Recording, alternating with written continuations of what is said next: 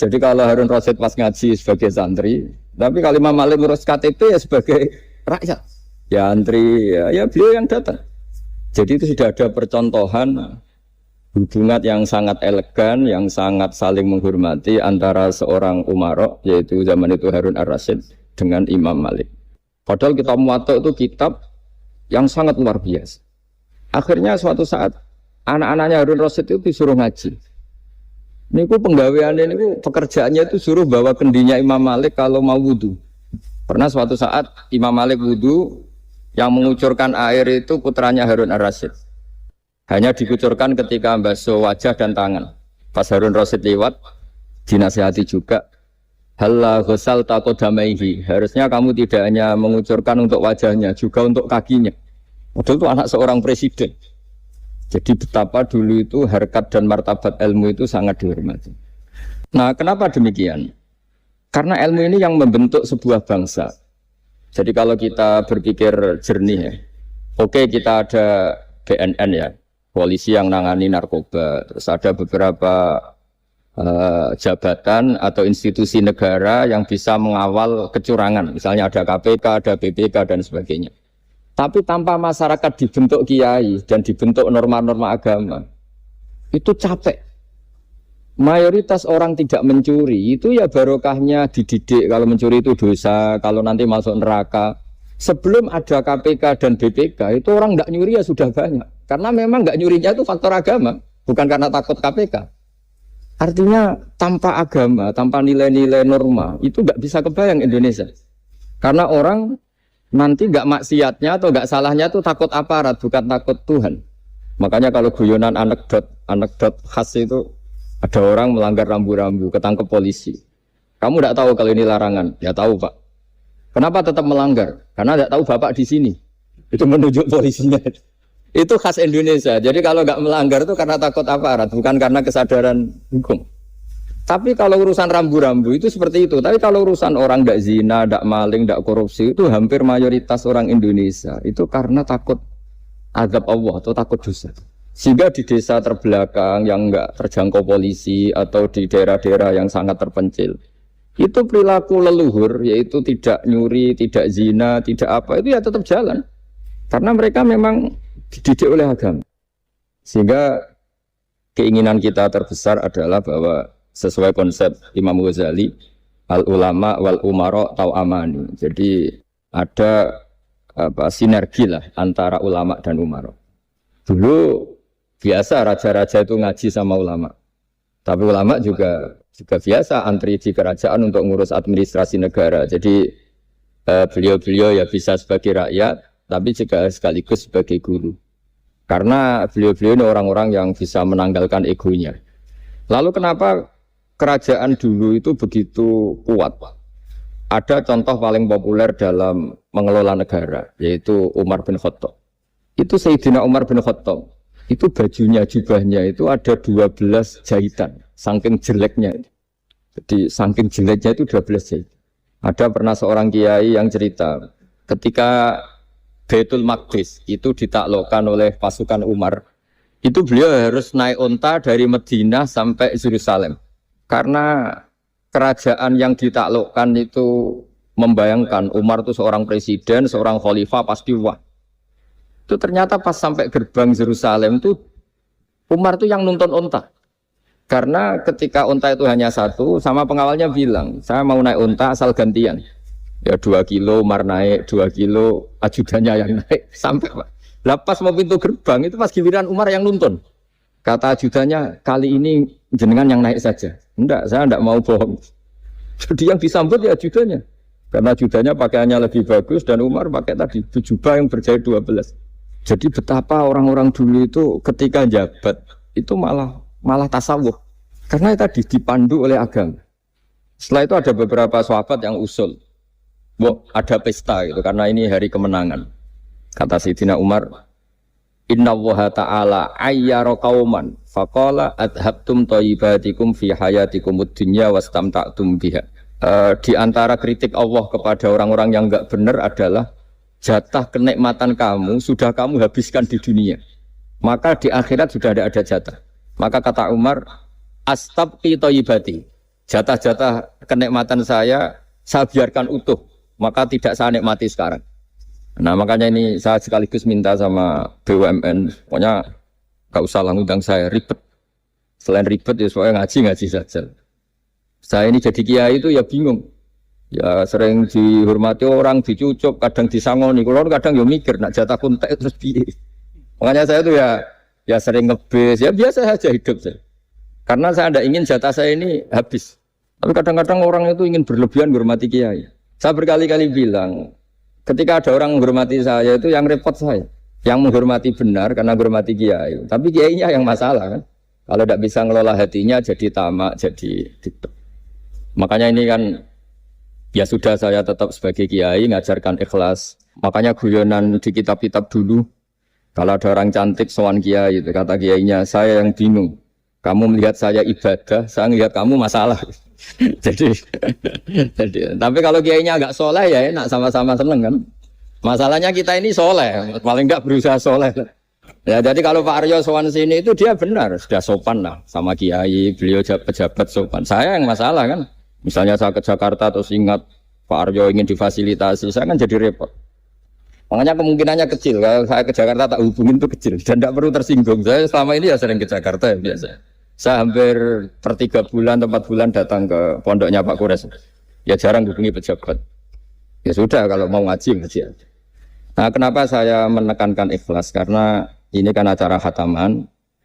Di antara pokok dari ajaran Quran adalah wama umiru illa liya'budu waha mukhlishina lahuddin. Jadi kalau sudah berani beragama ya kita harus ikhlas. Dan saya berkali-kali bilang ikhlas itu mudah. Harus dilatih. Saya berkali-kali memberi analogi itu gampang sekali. Lama sekali kita bilang kalau yang putih itu putih. Lama sekali kita bilang yang hitam itu hitam. Itu tidak ada yang gaji. Kenapa kita mengatakan tembok ini putih? Karena memang putih.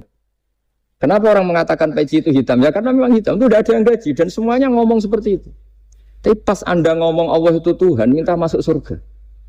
Pas hubungan dengan Tuhan itu selalu tidak ikhlas. Padahal kita biasa ngomong hakikat ini ikhlas. Kita ngomong tembok ini putih ikhlas, ngomong peci hitam itu. Pas ngomong kalau Allah itu Tuhan, minta surga. Padahal bedanya apa? Hanya sama-sama ngomong, mengatakan sesuatu yang nyata. Sehingga saya berkali-kali bilang, dan ini akan saya kampanyakan sampai saya mati. Di antara gejolokan Allah sama orang soleh. Jadi orang soleh itu nanti juga digojlok sama Allah. Kenapa kamu nyembah saya? Karena saya ingin masuk surga ya Allah. Yang satu ditanya, kenapa kamu nyembah saya? Karena saya takut neraka ya Allah. Berarti kalau saya tidak bikin surga, tidak bikin neraka, kamu tidak nyembah saya. Ya tidak gitu tempat nyembah jenengan. Tapi kadung keliwat alasannya itu. Makanya saya itu tidak pernah bilang ke anak saya gini, kamu harus syukur karena bapak dapat pekerjaan. Tidak pernah saya. Kamu harus syukur bapak punya uang, tidak pernah. Nanti syukurnya nunggu bapak punya uang. Kalau tidak punya uang, tidak bapak ribet. Maka ini yang bupati, yang pejabat tidak usah syukuran. Syukuran bapak naik pangkat, bapak direktur BUMN. Nanti kalau tidak sudah pensiun, sudah syukurnya hilang. Nah, karena ini kan ngaji sama kiai, ya saya ajarkan khas kiai. Saya sampai sekarang ya tidak nikmati kebesaran nama saya atau apa. Karena tadi memang harus dilatih. Kalau kita bisa mengatakan putih itu ikhlas, tanpa tekanan, tanpa imbalan. Kenapa pas mengatakan Allah Tuhan harus minta surga?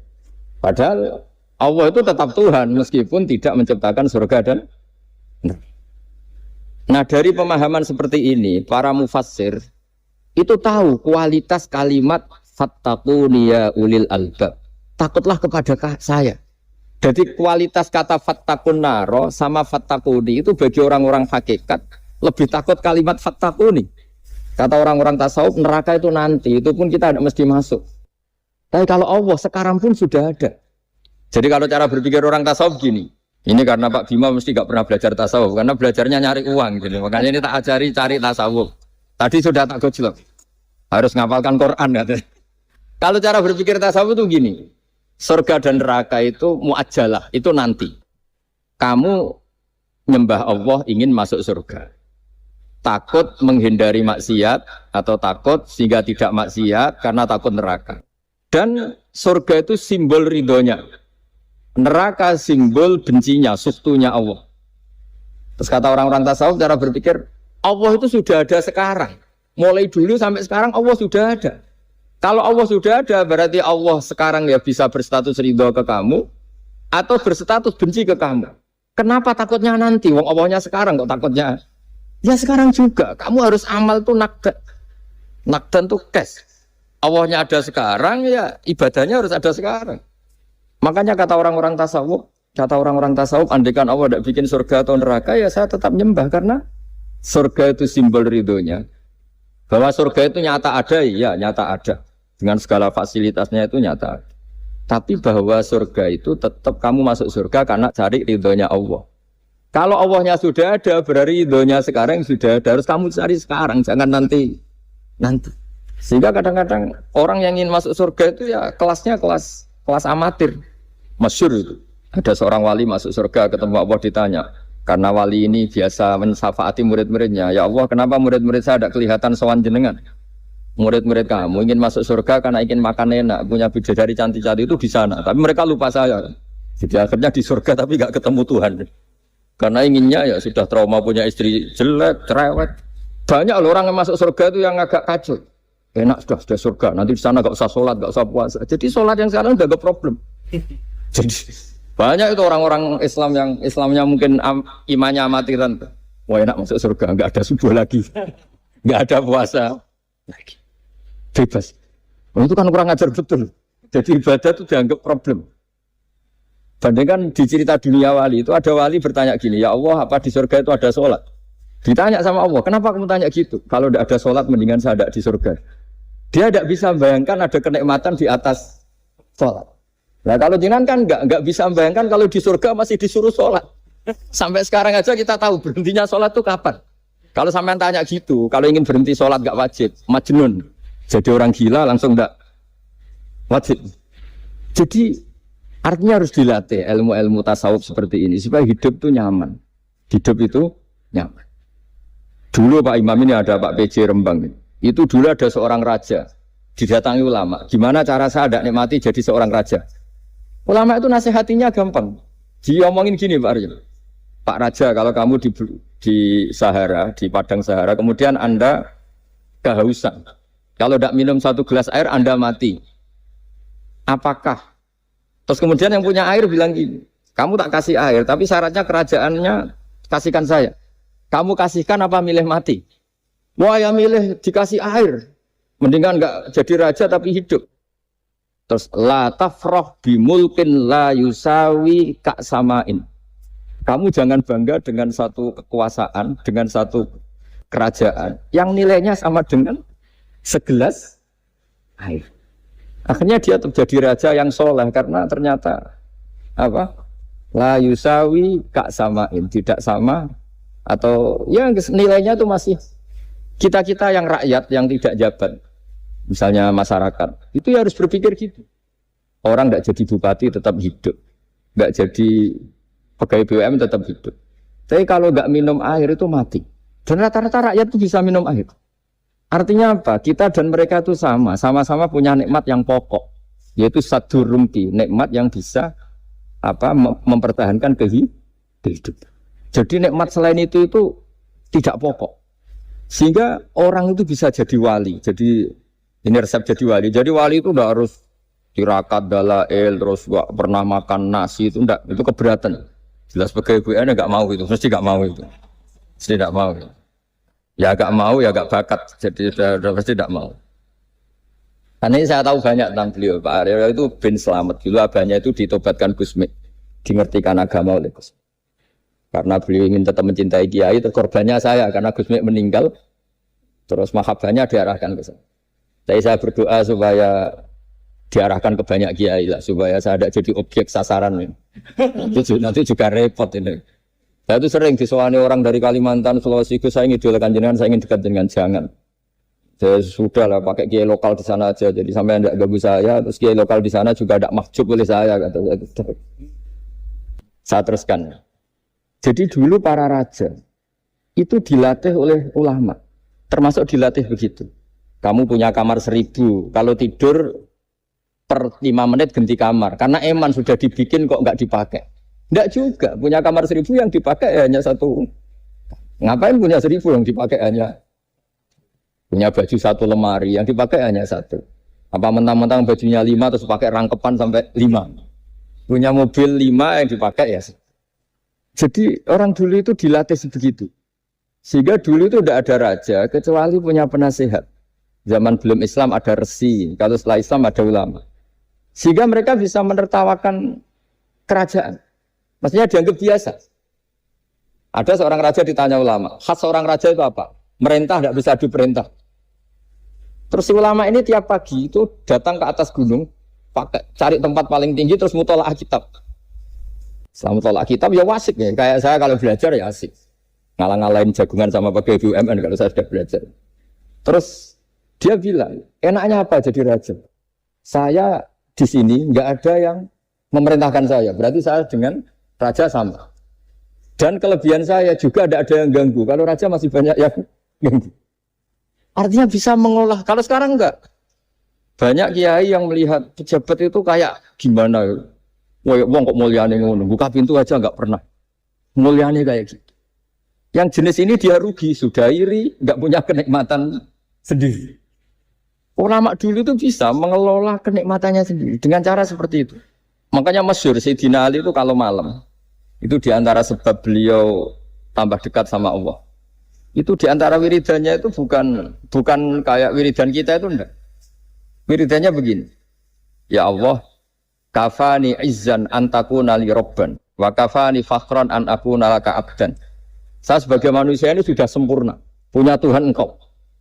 Tuhan yang maha dahsyat, maha top. Kayak apa nyesalnya saya kalau punya Tuhan hanya sebuah batu. Hanya pahatan batu. Atau Tuhan yang mati, atau Tuhan yang kelaparan. Wa kafani fakhran an akuna laka abdan. Dan saya ini bangga karena jadi hambamu. Jadi orang dulu itu nyembah Allah itu tidak harus dengan kalimat subhanallah akbar. Tapi punya kesimpulan yang menjadikan mereka ini nyaman dengan Allah. Abu Yazid Al-Bustami itu diangkat jadi wali setinggi-tingginya itu diantaranya kalau wiridan bilang gini, ya Allah kenapa engkau ngasih makan saya, ini aneh. Kenapa engkau ngasih minum saya itu aneh. Di mana-mana orang memberi itu ada kepentingannya. Misalnya majikan, bayari karyawan karena ada kepentingannya. Malah kalau di fikih itu agak absurd. Fikih itu hubungan suami istri itu agak kacau kalau dalam fikih. Lelaki itu tidak wajib nafkah istrinya kalau tidak ngasih. Jadi kayak agak-agak transaksi. Dan istrinya punya hak nggak mau diajak kalau nggak dikasih nafkah. Jadi makanya dulu Mbah Mun tuh kalau ngajar saya fikih itu ngajari wong perhitungan. Jadi maksudnya wong ambek bojo kok perhitungan. Tapi di mana-mana hubungannya orang tuh begitu. Wong kenal kiai, nak orang meloro kiai diatur ngene iki ora marem. Singkat cerita Bu Yazid itu, ya Allah engkau zat yang luar biasa. Engkau tidak butuh saya tapi ngasih saya. Ini fenomena aneh. Di mana-mana orang ngasih itu ada kepentingannya, apalagi pilkada. Wah, itu tambah banyak kepentingan. Artinya dia bisa mensifati Allah dengan cara yang enggak kebayang orang lain. Allah itu tidak butuh kita. Tanpa kita sudah jadi Tuhan, tapi ngasih kita. Apa ya Allah alasan engkau mengasihi saya? Engkau tidak butuh saya. Di mana-mana orang ngasih itu kan karena butuh. Misalnya kamu ngasih anak, apapun alasan ikhlas Anda ini karena nyaman, anak ini menjadi hiburan, tetap seneng ya. Ada unsur kamu itu dapat timbal balik, setidaknya seneng. Atau ngasih rival politik kamu, setidaknya ya karena safety lah kata tadi Pak Ari, bergak beruntak teman-teman. Pokoknya ada kepentingan. Tapi Allah ini zat yang nggak punya kepentingan, kemudian tetap ngasih. Dari situ terus dia punya cara mencintai Allah. Jadi wali-wali dulu itu punya cara untuk mencintai Allah. Dengan cara seperti itu. Makanya ada wali yang nangani orang-orang macam-macam. Kayak Gusme itu masyhur, beliau nangani orang fasik, orang macam-macam. Dulu itu ya ada seorang wali itu jadi wali karena beli narkoba. Tapi bukan untuk diminum, untuk dimusnahkan. Tapi kalau sekarang nggak mungkin karena narkoba harganya sudah miliaran, triliunan. Kalau dulu mungkin, jadi ceritanya itu kampung dulu kan terpisah-pisah oleh gunung, oleh apa. Singkat cerita si wali ini setiap ada bandar narkoba, dulu pakai Homer kalau dulu arah, dibeli sama dia, dibeli setelah agennya pergi, dilarungkan pokoknya dibuang, begitu terus. Suatu saat si pengedar narkoba ini heran, kampung situ itu selalu tak kirimin Homer kok gak ada yang mabuk, tapi dibayar cash. Malah si orang ini meninggal wangi, ternyata dia tidak ingin kampungnya itu mabuk, sehingga dicegat di jalan supaya Homer ini tidak sampai ke kampung. Sekarang kan tidak mungkin narkoba semahal itu. Tapi apapun itu kembali ke ulama dan umaro. Alhamdulillah di Indonesia itu ulama yang mati-matian supaya generasinya tidak terlibat narkoba dengan cara ditakutkan neraka. Umaro juga melakukan itu dengan cara ditakutkan penjara. Ini yang kita sama-sama ulama wal umaro apa? Tahu aman. Kita kerjasama dengan kapasitas masing-masing. Jadi penting sekali ngaji seperti ini supaya kita tahu bahwa khazanah-khazanah kita tentang dekat sama Allah itu macam-macam. Ini khusus ijazah ini sama Pak Bima, Pak Arya itu. Dulu Kiai Hamid Pasuruan terkenal wali. Dan di antara wiridan dzikrul wal filin ada beberapa kata yang dari Kiai Hamid. Jadi dzikrul wal filin itu kalimatnya utamanya dari Gusmi, Mbah Ahmad Siddiq, tapi ada beberapa kalimat yang dari Kiai Hamid Pasuruan. Saya tahu banyak lah karena bapak saya juga temannya Gusmi dan mbah saya kandung sepupu sama Mbah Hamid. Itu kalau ada orang sepuh-sepuh Pak Bima kayak jenengan Pak Aryo disuruh ngapalkan Quran. Ya mereka protes. Masa saya hafal, Pak? Sudah lah pokoknya ngapalkan. Ada yang 2 juz mati, 1 juz mati. Karena ya sudah sepuh. Suatu saat ada ulama yang tanya, kenapa Pak Hamid? Biar kamu dalam perjalanan di dunia tercatat ini bercita-cita hafal Quran. Jika kalau mati berstatus man salaka thoriqan yaltamisu fihi ilman sahalallahu lahu thoriqan ilal jannah. Orang yang mati berorientasi ingin ngaji. Tapi kalau kamu tidak punya orientasi ngaji kan di otak kita andaikan direkam Allah. Loh, coba hati kita andaikan direkam Allah. Ingin kaya, ingin punya gunung, ingin punya alpat, ingin punya ini itu. Coba kalau itu nanti disetel di akhirat. Tapi kalau kamu ingin ngapalkan Quran kan setidaknya pas disetel udah keren. Ingin hafal Quran, meskipun tidak hafal-hafal gitu. Ingin hafal itu. Meskipun nanti kalau malaikatnya drengki ditambah meskipun. Tapi insya Allah malaikat ada yang drengki. Tapi andaikan kita nanti tidak punya cita-cita ngaji, itu rekaman kita hanya itu. Ingin mapan, ingin kaya, ingin menguasai dunia. Betapa malunya kita kalau rekaman itu kita dengar di depan Allah. Padahal nanti niat ini yang dihitung. Famangkarat hijratuhu ilallah wa rasulih fa hijratuhu ilallahi wa rasulih. Orang yang orientasinya hijrah. Hijrah itu meninggalkan yang buruk menuju yang lebih baik. Hanya untuk Allah dan Rasul, maka ya dihitung ke sana. Jadi misalnya Pak Bima, Pak Aryo ngapalkan Quran, hafal-hafalnya. Tapi berarti perjalanannya ini mencari ridhonya Allah. Itu ditulis. Tapi kalau kita orientasinya ingin mapan, ingin sejahtera, ya ditulis. Ini ingin punya rumah 2, ingin punya rumah di berbagai provinsi. Ini coba kalau itu nanti direkam. Terus ditanya Allah, inginnya kamu apa sih di dunia? Dan itu bisa menjadi status kita. Ngeri kan? Kita ketemu Allah dengan status tidak pencari Allah dan Rasul, tapi pencari kemapan. Itu cara Mbah Hamid untuk mendidik supaya orang itu orientasinya kepada Allah dan Rasul. Disuruh ngapalkan. Ini Pak Aryo cerita, bapaknya hanya disuruh ngapalkan apa? Rabbana dalam urusan. Itu semalam nggak hafal-hafal. Dan alhamdulillah nggak hafalnya ditiru anaknya. Susahnya kemarin pas ngaji sama saya di kamar saya, saya punya kantor di depan rumah saya. Ya nggak hafal-hafal. Benar-benar konsisten. Jadi dulu bapaknya itu ketemu Gusme di hotel, dia ajarin semalam nggak hafal. Akhirnya hafal lagi. Iya, tapi nunggu sekian tahun mungkin.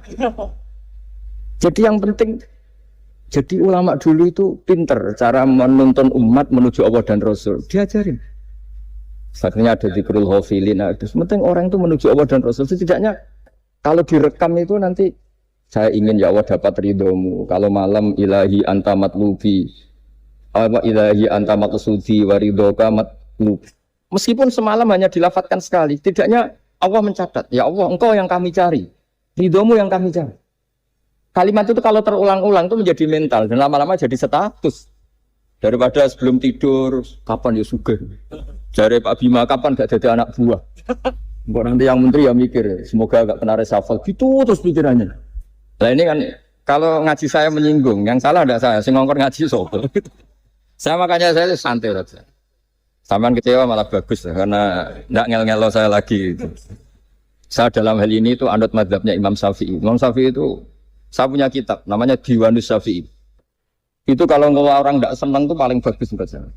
Pak Imam Syafi'i, separuh kampung tidak senang jenengan. Ya bagus lah, kalau nggak senang tidak akan utang duit, nggak pinjam mobil. Wong nggak senang itu kan nggak mungkin pinjam uang. Saya pernah ketemu seorang bupati, cerita ini. Perlu saya sebut, bupati aktif. Setelah saya cerita ini, terus Gus saya ingin ketemu jenengan 4 mata. Setelah ketemu saya lucu. Saya akan cerita. Di antara wasiat bapak saya itu unik banget. Ngelola wong gedeng gue enak. Sing ribet itu ngelola wong seneng. Jadi ngelola orang benci itu mudah.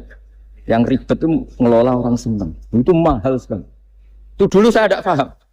Bareng kenal wong seneng ngel-ngel no. Nah sing rasa seneng kan sudah selesai.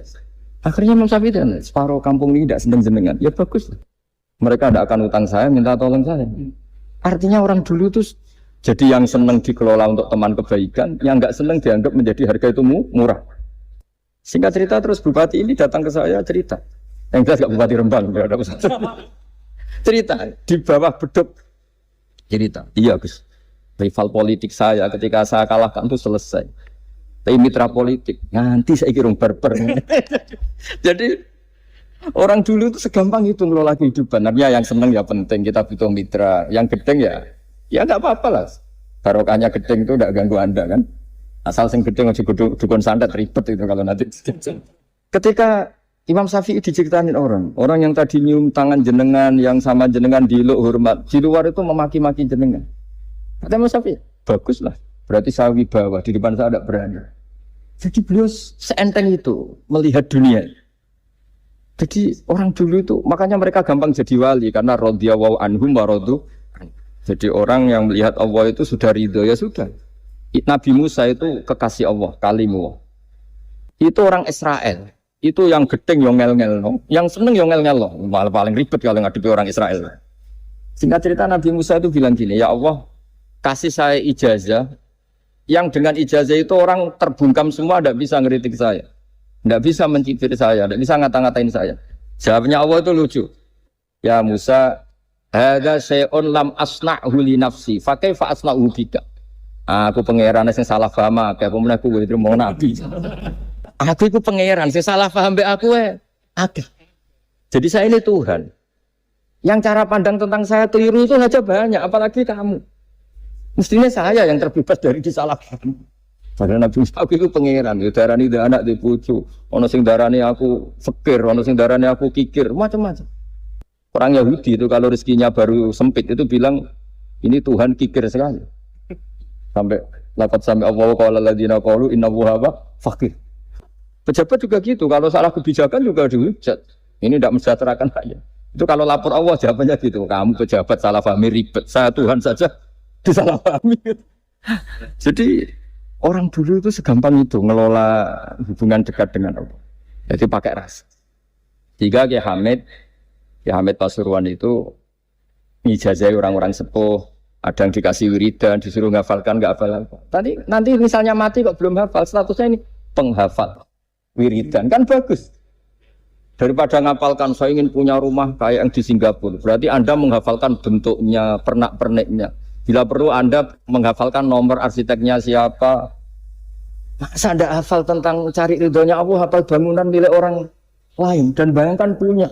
Kalau Anda mati pas seperti itu, berarti tujuan kamu ya untuk seperti itu. Itu famangka ada hijratu ila dunya yusibuha awimro'atin yang tihuha fa hijratu ila ma hajara ilaih. Jadi nanti kita mati itu distatuskan sesuai komitmen kita ingin apa. Itu status kita. Berarti kalau kita ingin punya rumah mewah kayak yang di Singapura, kayak yang di Amerika, kayak di Eropa, itu terekam di otak kita. Terus kita ngapalkan arsiteknya namanya siapa, itu di rumah mana. Terus kita ngenangan ada arsitek yang kita bawa ke sana supaya niru. Untuk kita loh, untuk pribadi. Nggak tahu saya kalau nanti untuk negara. Nanti kita dibantah BUMN. Untuk negara gimana? Mungkin masih mendingan kalau untuk negara. Kalau untuk pribadi, singkat cerita akhirnya kiai-kiai dulu itu bikin gerakan hafal Quran. Sama orang-orang sepuh yang jelas secara lahir nggak akan. Tapi butuhnya adalah ini sudah punya perjalanan menuju ini. Menuju ini yang nanti menjadi status. Jadi misalnya Pak Imam ini PJ Rembang beberapa kali ngaji misalnya. Statusnya gitu. Ini ngaji sama Gus Baha, ini ngaji sama siapa. Ditulis dan itu statusnya karena keinginannya memahami itu. Ya dunia sambil lewat saja. Tapi kalau kebalikannya urusan dunia detail, arsiteknya siapa, bangunan gini habis berapa. Kalau kurus rupiah berapa? Untuk pribadi, itu detail. Pas urusan ngaji sekenanya. Kadang sampai punya guru aliran sesat apa nggak tahu karena pas urusan akhirat sekenanya. Akhirnya sedapatnya Ternyata ada guru, ada kiai tapi dukun. Saking sekenanya urusan akhirat, tapi kalau urusan dunia makanya banyak orang ditipu oknum ya. Oknum yang sebenarnya enggak kiai tapi ngaku kiai, sebenarnya dukun. Itu saya kadang ya seneng. Senengnya itu betapa mereka diingatkan. Urusan dunia enggak pernah ketipu, urusan akhirat ketipu. Berarti apa? Urusan dunia detail, urusan akhirat enggak detail. Sampai dukun bermacak kiai saja sudah bisa nipu. Sementara kontraktor asing yang mau nipu tidak bisa karena dia ngerti detail jejak rekamnya apa gitu. Tapi kalau nyari kiai sekenanya, ini tidak nyindir ngomong fakta. Kita cobalah itu diangen-angen lagi. Terus ini yang terakhir, ini khusus pada teman-teman saudara-saudara kita yang nangani khatamannya Gusme. Saya tadi ngasih naskah ke Pak Aryo supaya sampai ke beliau-beliau. Saya yakin beliau-beliau sudah punya, tapi supaya ini tambah mantap bahwa kita saling menguatkan. Ini saya baca ya. Ini kitab yang dipakai referensi tim lajnah penerbitan mushaf Arab Saudi dan seluruh dunia, termasuk saya. Jadi tradisi khataman kita, tadi kan kita bicara khataman. Ya saya ulang lagi, tradisi khataman kita itu kan justru ditutup dengan wa ulaika humul muflihun, ya. Jadi tidak minal jinnati wan nas, tapi diakhiri wa ulaika humul muflihun. Jadi khataman kita misalnya minal jinnati wan nas, biasanya yang baca Quran terus baca Fatihah, terus awal Baqarah sampai wa ulaika humul muflihun. Nah, tujuannya adalah supaya kalau khatam itu memulai lagi. Ya, kalau langsung annas minal jinnati wan nas berarti dia bangga dengan berakhirnya baca Quran. Pertanyaannya, dengan Anda ketemu Allah, seneng ya jagungan mau aku sebar. Betapa buruknya kita jadi hamba. Kayak kita dulu ketika ngaji. Nah, baru hure ngajine wis bar. Berarti anggap guru problem. Makanya bangsa Indonesia itu ya agak lambat pinter karena sekolah juga ada agak problem. Pas masuk merengut, waduh sekolah. Pas bubar seneng, waduh sekolah. Jangan-jangan kita sholat juga gitu, ono adzan, waduh adzan. Jadi ini belum makam waqurratu aini fi sholat. Padahal cirinya orang baik itu menikmati sholat. Ciri utama suka ilmu ya menikmati pelajaran. Enggak, ini pelajaran bareng guru. Waduh, udah gitu matematika lagi. Waduh. Nah, kita baca Quran harusnya asik. Karena di situ munajat sama Allah. Ketika selesai harusnya nyesal. Waduh, baru asik sama Allah kok sudah selesai. Dan Allah punya alasan untuk menyalahkan kita. Karena kita misalnya baru seneng-senengnya pacaran misalnya. Kan tidak mau akhir. Kenapa pas seneng Allah seneng berakhir? Nanti kalau kamu ditanyakan gitu tidak bisa jawab. Nah, pakai analogi itu makanya jangan pernah merasa akhir kalau baca Quran. Minal jinnati wan nas, terus baca Fatihah, terus memulai lagi. Wa ulaika humul muflihun. Sebagai bukti ya Allah, ini khataman sementara. Tapi saya akan berlanjut lagi, terus dimulai betul. Jika ijazah kiai-kiai kuno kalau orang haji atau umroh itu supaya kuat haji lagi, kalau ijazah kiai kuno itu sederhana. Disuruh ngomong gini, Ka'bah, ini saya mau pulang, nilai rumah. Nanti kesini lagi, kayak gitu. Udah, Pak. Jangan setelah selesai ibadah haji seneng karena mau pulang. Berarti ibadah dianggap problem, rumah dianggap segala-galanya. Jadi itu ada filosofinya. Nah, ternyata tradisi seperti itu mudawan. Mudawan itu dibukukan. Ya, saya baca ini di kitab Ghaisun Naf'i, karangan Imam Waliullah As-Sofakusi. Saya baca saja. Nanti yang ngerti bahasa Arab biar diartikan sendiri, yang nggak ngerti nanti saya bantu. Takmilun. Nah, ini khusus para hafid tadi yang ikut khataman, mohon didengarkan. Takmilun. Fi masaila tata'allaku bil khotmi. Al-ula sabatan nasu anil maki minirawatil bazi wa kumpul wa ghairihima annaman qara'a wa khotama ila akhirin nas qara'a al-fatihata ilal muflihun min awalil baqarah wasa al-amalu bihada fi sa'iri biladil muslimin. Jadi mulai dulu kalau orang khataman itu ya An-Nas, Fatihah, Terus wa ulaika humul muflihun. Dan cara seperti itu wasa al amalu bihadza fi sairi biladil muslimin. Semua negara dunia ya sama seperti ini. Hanya tradisi yang dilakukan bapak saya sampai semua guru-guru kita, guru Quran, termasuk yang di Jantiko dulu, sama si dulu namanya Jantiko, lama-lama mantap ya. Itu sudah benar itu. Jadi mungkin teman-teman sudah melakukan tapi nggak tahu filosofinya. Ini saya bantu, filosofinya adalah supaya kita tidak merasa mengakhiri baca Quran, tapi sekaligus memulai. Maka nak kue niat ngakhiri tenan itu seakan-akan kan baca Quran itu problem. Terus ketika berakhir kita senang. Sholat juga gitu Pak Imam.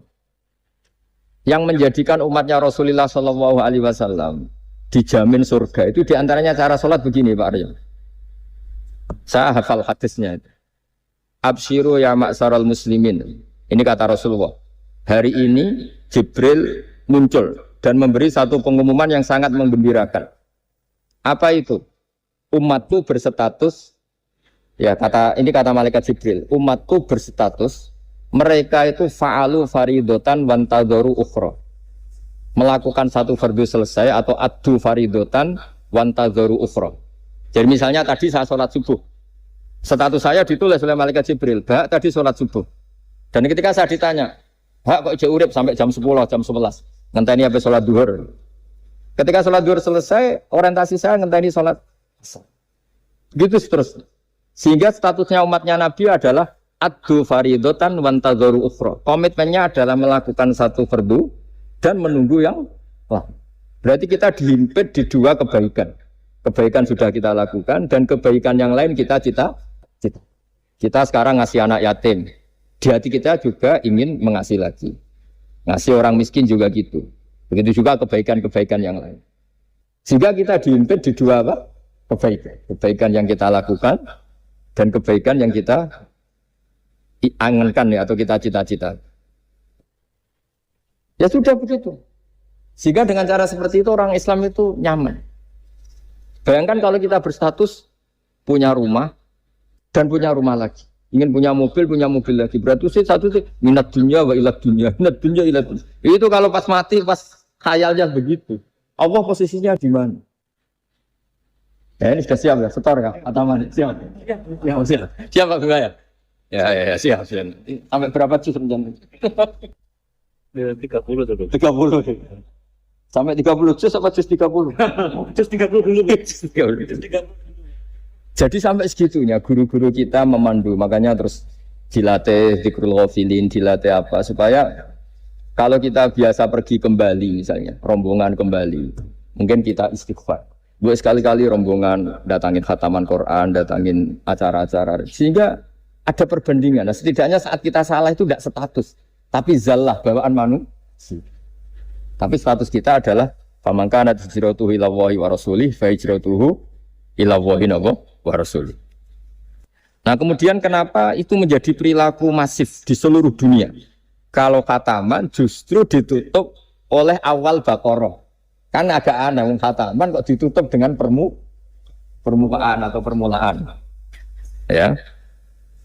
Itu terus beliau ini di beberapa kitab diterangkan anna rajulan qala ya Rasulullah ayul a'mali afdalu. Amal terbaik itu apa ya Rasulullah? Qal alaika bil halil murtahil. Terus wa ma halul murtahil? Qal sahibul Qur'ani kullama khalla irtahala. Amal terbaik itu adalah amal setelah selesai ingin melakukan lagi. Apa itu? Orang yang menghafalkan Quran atau membaca Quran atau khataman Quran setelah selesai langsung dimulai lagi. Nah, ini di sini diartikan kullama faragha min khutmatin syara'a fi ukhra. Jadi satu khataman selesai kemudian lanjut lagi. Ya kan kalau kita misalnya orang kaya ke Singapura wisata, kan langsung mungkin sudah punya brosur lagi, mungkin mau ke New Zealand atau apa. Kenapa pas urusan khataman enggak itu? Jadi manusia itu yang benar gitu. Jadi ya kira-kira gitu. Jadi ini teman-teman yang sedang khataman bahwa perilaku Anda sudah benar. Memang mulai dulu zaman Rasulullah Shallallahu Alaihi Wasallam sampai sekarang memang justru khataman itu ditutup dengan wa ulaika humul muflihun sebagai bentuk komitmen kita bahwa kita ingin memulai, bukan berakhir di situ. Saya kira demikian. Assalamualaikum warahmatullahi wabarakatuh.